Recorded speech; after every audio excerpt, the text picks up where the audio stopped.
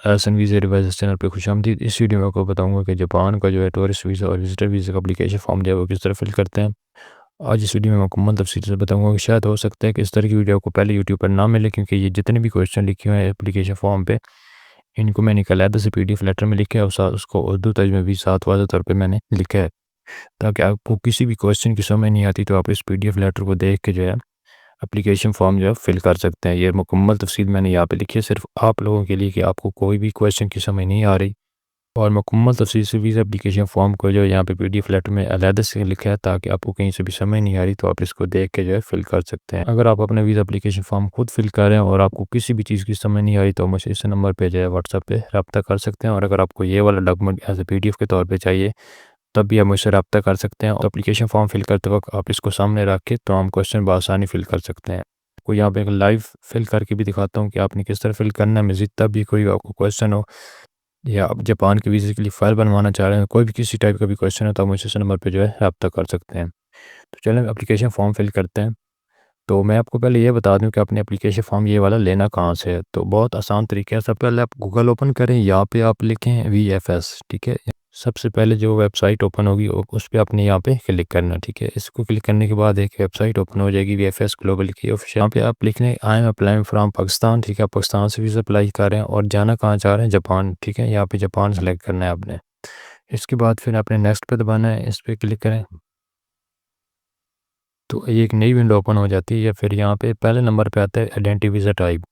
यहाँ पे आप वीज़ा टाइप पे आपने क्लिक करना है, ठीक है। इस पर क्लिक करने के बाद एक नेक्स्ट विंडो ओपन होगी। तो यहाँ पे अपनी कैटेगरी सेलेक्ट करनी है कि आप कौन सा वीज़ा अप्लाई करना चाह रहे हैं। तो ये आपने बहुत ही ध्यान से यहाँ पे क्लिक करना है। तो हम जो है टूरिस्ट वीज़ा अप्लाई करें और विजिटर वीज़ा, तो इस पर पहले नंबर पर क्लिक करते हैं, ठीक है। इस पर हम नीचे से बहुत सारी डिटेल आ जाती है, ठीक है। डाउनलोड फॉर्म आ जाता है, प्रोसेस टाइम आ जाता है, फ़ोटो किस तरह लेना है, डॉक्यूमेंट रिक्वायर्ड कौन से चाहिए, ठीक है। इस ये चेक लिस्ट पहले मैं उर्दू ज़बान में मुकम्मल तफसील से एक वीडियो बना चुका हूँ। तो आप जापान के लिए जो कौन कौन से डॉक्यूमेंट चाहिए तो आप मेरी पिछली वीडियो देख सकते हैं, ठीक है। इसकी वीज़ा फ़ीस यहाँ पे लिखी हुई है। वीज़ा फ़ीस तो नहीं है, लेकिन ये सर्विस चार्जेस हैं 5,770 रुपये, ठीक है। ये तमाम तस्वीर यहाँ से पढ़ सकते हैं। अब जो मैं बात कर रहा था कि आपने एप्लीकेशन फॉर्म किस तरह डाउनलोड करना है, तो ये वाला एप्लीकेशन फॉर्म है। यहाँ पे आप क्लिक करेंगे तो आपका वीज़ा एप्लीकेशन फॉर्म जो है वो डाउनलोड हो जाएगा, ठीक है। ये मैंने मुकम्मल तरीका बता दिया कि आप वीज़ा एप्लीकेशन फॉर्म जो है किस तरह डाउनलोड करेंगे। तो अब इसको फिल करने की मैं मुकम्मल तरीका यहाँ पे बताता हूँ, बहुत सादा और उर्दू ज़बान में एक एक लफ्ज़ आपको करके दिखाता हूँ यहाँ पे, ठीक है। ये मैं एक अपने दोस्त के लिए वीज़ा एप्लीकेशन फॉर्म फिल कर रहा हूँ जिसका नाम है असद बिलाल, ठीक है। तो यहाँ पे आपने पहले अपना फ़ोटो लगाना है। ये साइज़ ऊपर लिखा है वाइट बैकग्राउंड में, इसको आपने नहीं छेड़ना, ठीक है। नीचे आ जाएँ, यहाँ पे अपना नाम लिखें। आप अपना पासपोर्ट बिल्कुल सामने रख लें। ये मेरे दोस्त का नाम है असद बिलाल, तो बिलाल पहले लिखना है और असद नीचे लिखना है, जिस तरह आपका नाम पासपोर्ट पे लिखा हुआ है, ठीक है। दूसरे नंबर पे आ रहा है कि आपको कोई और भी नेम है, तो इसको आप छोड़ दें। अगर आपका कोई नेम है तो आप यहाँ पे लिखें। फिर आपने यहाँ पे डेट ऑफ बर्थ लिखनी है, ठीक है। प्लेस ऑफ बर्थ लिखना है, जैसे मैंने लिख दिया जोराबाद, ठीक है। उसके आगे फिर आपने सूबा भी लिखना है। फिर लास्ट पे आपने कंट्री लिखना है। ये फ़ीमेल है तो मैं मेल हूँ, यहाँ पे ये आपने मेल पे क्लिक करना है, ठीक है। टिक लगा देना है। फिर दोबारा पूछ ले, अगर आप सिंगल हैं तो सिंगल पे क्लिक करें, अगर आप मैरिड हैं तो मैरिड पे क्लिक करें, ठीक है। इसको आपने एहतियात से फिल करना है। फिर वो पूछ रहा है कि नेशनलिटी, ठीक है। आपने नेशनलिटी बतानी है, जैसे कि पाकिस्तान, तो मैंने ये पाकिस्तान लिख दिया है। तो फिर ये दोबारा पूछ रहा है कि आपके पास इसके अलावा भी कोई अदर नेशनलिटी है, तो फिर आपने फिर दोबारा ही वही क्लिक करना है। अगर आपके पास कोई और भी नेशनलिटी है तो आपने वही यहाँ पे लिखनी है, अदरवाइज़ नहीं है तो तब भी आप यहाँ पे पाकिस्तान सेलेक्ट कर दें। फिर आपने अपना ID कार्ड पास रखना है। यहाँ पे अपने शनाख्ती कार्ड नंबर जो है आपने वो फिल करना है, ठीक है। कोई भी लफ्ज़ यहाँ पे गलत नहीं होनी चाहिए। बहुत एहतियात से अपने एप्लीकेशन फॉर्म पे जो है शनाख्ती नंबर यहाँ पे फिल करना है। पासपोर्ट ऑफ टाइप, ठीक है। आपके पास कौन सा पासपोर्ट है, जो ज़्यादातर हमारे पास ऑर्डिनरी पासपोर्ट है, तो आपने यहाँ पे ऑर्डिनरी पे क्लिक करना है, ठीक है। ये गलती से मेरे पास क्रॉस लगा हुआ है, लेकिन आपने यहाँ पे टिक लगाना है। तो ये मेरे पास PDF लेटर में मैंने एहतियात नहीं किया, तो ये क्रॉस आ रहा है आपने, लेकिन यहाँ पे आपने टिक लगाना है। फिर वो पूछ रहा है जी प्लेस ऑफ इशू, कि आपका जो शनाख्ती कार्ड है ये कहाँ से इशू है, तो आपने अपने डिस्ट्रिक्ट का नाम लिख। डेट ऑफ इशू पूछ रहा है कि आपका शनाख्ती कार्ड किस डेट को इशू हुआ है। फिर डेट ऑफ एक्सपायरी पूछ रहा है कि आपका शनाख्ती कार्ड किस डेट को एक्सपायर होने वाला है। तो ये डिटेल आपने बहुत एहतियात से फिल करनी है जी। इसके बाद पूछ रहा है कि purpose of visit Japan status, ठीक है। आप वहाँ जापान किस चीज़ के लिए जाना चाह रहे हैं, क्यों जाना चाह रहे हैं। तो अगर आप हमारा वीज़ा टूरिस्ट है तो आपने टूरिस्ट लिखना है। अगर आपको वहाँ पे कोई दोस्त है तो मीट फॉर फ्रेंड लिख दें, ठीक है। या अगर आपका कोई फैमिली मेम्बर है तभी आप लिख दें meet for family member. Next कितने दिन के लिए अपने जापान पे जाना है, तो मैं यहाँ पे 7 दिन लिखती हैं कि मुझे 7 दिन के लिए जापान घूमने के लिए जाना है। यहाँ पर जो पर्पस ऑफ विज़िट है ये कितने दिन का है वो अपने यहाँ पे लिखते हैं। Date of arrival in Japan, ठीक है, आप किस डेट को जो है वो जापान पहुँच रहे हैं, तो मैंने लिख दिया 2 मार्च 2025। ये डेट भी अपने बहुत ख्याल से लिखनी है, जैसे कि आपका ट्रैवल प्लान और जो होटल बुकिंग है उसको देख के आपने यहाँ पे फिल करना है। जी भी पूछ रहे हैं कि port of entry to Japan के आप किस शहर में जाना चाह रहे हैं, तो यहाँ पे मैंने टोक्यो लिख दिया है, आप अपने शहर यहाँ पे लिख सकते हैं। जी यहाँ पे पूछ रहे हैं कि नेम ऑफ शिप की आप कौन सी मतलब किस तरह आप वहाँ पे जाना चाह रहे हैं, अपनी एयरलाइन का नाम लिखें। ठीक है, तो मैं कतर की एयरलाइन के लिए एक डमी फ़्लाइट टिकट बुक की है, तो उसका नाम यहाँ पे लिख दें। ठीक है, और अगर आपको नहीं पता कि डमी टिकट किस तरह बुक करते हैं और होटल बुकिंग जो है किस तरह बुक करते हैं, तो आप मेरे यूट्यूब चैनल पे जाके वीडियो देख सकते हैं कि बिल्कुल free of cost dummy ticket किस तरह बुक करते हैं और फ़्लाइट टिकट किस तरह बुक करते हैं। मैं आपको मुकम्मल तफसील से मैंने वीडियो शेयर की हुई है। जी नेक्स्ट चलते हैं कि आप वहाँ पे किसके पास रहना चाह रहे हैं, या पर्सन का नाम बताएं, ठीक है, या फिर होटल का नाम बताएं। तो हम टूरिस्ट वीज़े पे जा रहे हैं, तो हमने फिर होटल की डिटेल यहाँ पे फिल करनी है।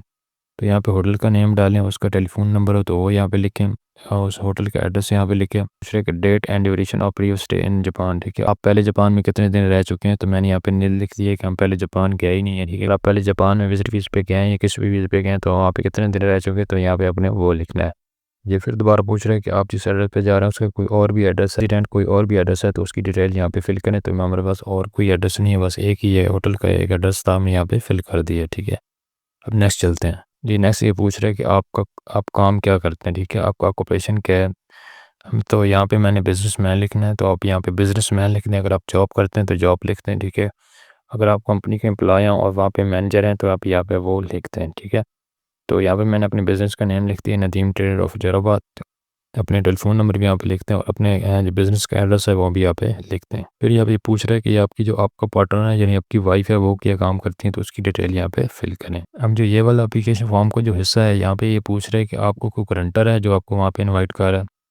तो हमारे पास किसी भी बंदे का जो है इनविटेशन लेटर या हमारा कोई भी गारंटर वहाँ पे नहीं है, तो हम यहाँ इसको खाली छोड़ देते हैं। अगर आपके पास कोई इनविटेशन लेटर है तब उसकी अपने यहाँ पे डिटेल फिल करनी है। फिर दोबारा यही पूछ रहा है कि इनवाइट इन जापान, यानी कि जापान से आपको कौन इनवाइट कर रहा है, जो आपकी गारंटी ले रहा है, तो उसकी डिटेल फिर आपने दोबारा कुछ सेम यहीं पे लिख देनी है। या फिर आप गारंटर आपको कोई है वहाँ पे जो आपकी गारंटी ले रहा हो कि आप हाँ यहाँ पे आके वापस चलेंगे, तो उसकी डिटेल यहाँ पे फिल करें, और आपको जो इनवाइट कर रहा है उसकी डिटेल यहाँ पे फिल करें। तो हम जैसे एज ए टूरिस्ट वीज़े पे जा रहे हैं, घूमने फिरने के लिए जा रहे हैं, हमारा जापान में कोई भी नहीं है, तो हम यहाँ पे इसको खाली छोड़ देते हैं। अगर आपका वहाँ पे कोई जापान में कोई है फैमिली मेम्बर या फ्रेंड है, तो उसकी डिटेल यहाँ पे फिल कर दी। यहाँ पे कुछ यस और नो में जवाब देने हैं, जैसे कि ये पहले पूछ रहा है, तो तकरीबन इसके तमाम जितने भी जवाब हैं उसका नो हमने क्लिक करना है। जैसे ये पहले पूछ रहा है कि आपने अपनी कंट्री में कोई क्राइम किया या किसी भी जगह पे आपने कोई क्राइम किया, तो हम करते हैं नो। ठीक है, हमने कोई क्राइम नहीं किया। तो इस तरह जितने भी सवालों के जवाब हैं इसको आप नो करना है। एक यहाँ पे क्वेश्चन है कि आप पहले जापान से डिपोर्ट हुए हैं या नहीं, तो उसका जवाब आपने यहाँ पे देना है ख्याल से। अगर आप पहले कभी जापान गए और वहाँ से डिपोर्ट हुए हैं, तो आपने यहाँ पे यस करना है। ठीक है, बाकी जितने भी सवाल हैं कि आप कोई नशा वगैरह तो नहीं करते या ये वो, जितने भी सवाल अपने यहाँ पे नो करना है। ठीक है, अगर आप किसी भी सवाल का जवाब यहाँ पे यस देते हैं, तो उसकी डिटेल यहाँ पे आपने बहुत एहतियात से ख्याल से फिल करनी है। तो बाकी यहाँ पे अपनी डेट ऑफ एप्लीकेशन लिखनी है कि जिस डेट को अभी एप्लीकेशन फॉर्म फिल कर रहे हैं वो डेट लिखें यहाँ पे, और लास्ट पे अपने ये सिग्नेचर करना है। लास्ट में आपको एक और बात बता दूँ कि अगर आप फैमिली वीज़ा अप्लाई करें तो आपके साथ बच्चे हैं, तो हर एप्लीकेंट का आपने जो अलग-अलग एप्लीकेशन फॉर्म फिल करना है। तमाम शख्स के लिए अलग-अलग एप्लीकेशन फॉर्म होने चाहिए, मतलब आपके साथ बच्चे हैं और वाइफ है तो उनका अलग-अलग एप्लीकेशन फॉर्म आपने फिल करना है। मज़ीद अगर यहाँ पे कोई भी मेरा क्वेश्चन रह गया हो, तो आप मेरा ये वाला जो PDF लेटर जो है इसको देख के आप वहाँ पे फिल कर सकते हैं। आपको किसी क्वेश्चन की समझ नहीं आ रही इंग्लिश, आप उसकी उर्दू देख के जो है वहाँ पे फिल कर सकते हैं। ये एप्लीकेशन ये वाला PDF लेटर जो है मुझसे फ्री ऑफ कॉस्ट मुझसे रब्ता करके ले सकते हैं। अगर आपको जापान के वीज़ा अप्लाई करना है और आपको फ़ाइल रेडी करवानी है, तो आप मुझसे इस नंबर पे रब्ता कर सकते हैं। अगर आपको कोई भी फ्री में कोई भी क्वेश्चन आप पूछना चाहें, तो बिल्कुल आप मुझसे इस नंबर पर रब्ता करके जो है क्वेश्चन पूछ सकते हैं और ये वाला डॉक्यूमेंट ले सकते हैं। तो आज के लिए इतने काफ़ी, तमाम दोस्तों को बहुत बहुत शुक्रिया, अपना ख्याल रखिए, अल्लाह हाफ़िज़।